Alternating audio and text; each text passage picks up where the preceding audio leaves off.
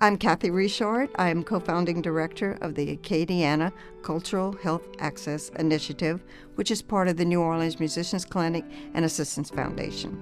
I started because of my friend Bethany Bultman and the New Orleans Musicians Clinic, who wanted a liaison here in Acadiana. And I'm a visual artist, and I was doing visual art, and I kept saying, but I don't know healthcare. And she would always dismiss me and say, yeah, we'll teach you that. And every roadblock I would say, but I don't know how to write a grant. Yeah, but we'll teach you that. So I began in 2004, just learning to help people get where they need to go depending on what they need.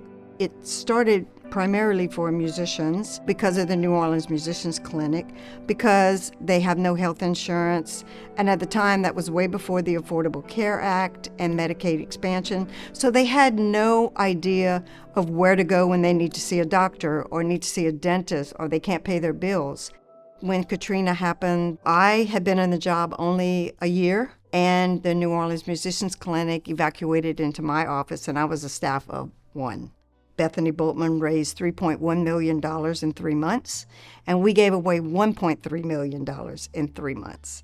We were helping musicians get instruments. We were helping them buy Thanksgiving food, just buy food in general. And it was a very overwhelming time. We helped over 3,000 musicians not only survive being in a different location, wherever they were across the country, across the globe, but also helping them get back home and finding them jobs once, they were able to get back into the city, and making sure they knew that they were not forgotten. Acadiana Cultural Health Access initiative expanded to cultural workers because also, while musicians don't have health insurance and things of that nature, neither do other artists like culinary, theatrical, performing, and visual. So these people also are self-employed. They don't have any health insurance, and many times their employers do not provide health insurance. When we started talking about smoke-free venues, that also was a big portion of what I was very adamant about, that musicians and bartenders and wait staff deserve the same smoke-free air that everyone else has. So I founded Musicians for Smoke-Free Louisiana, and New Orleans campaign was successful. And then we started sweeping across the state. We did Baton Rouge, Hammond. Then we moved on to Lafayette. It was really important to me because it's where I live, work, and play. And we have done New Iberia, Abbeville, Shreveport, and many other cities.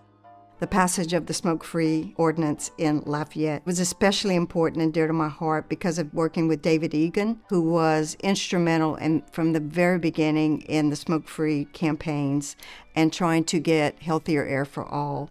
David suffered from lung cancer, and his reoccurrence of his lung cancer came while we were working on the ordinance, and we were unable to pass it before he left us, but it was very important because of all the work that he did, his wife Rhonda, and his son, along with Chubby and many other people.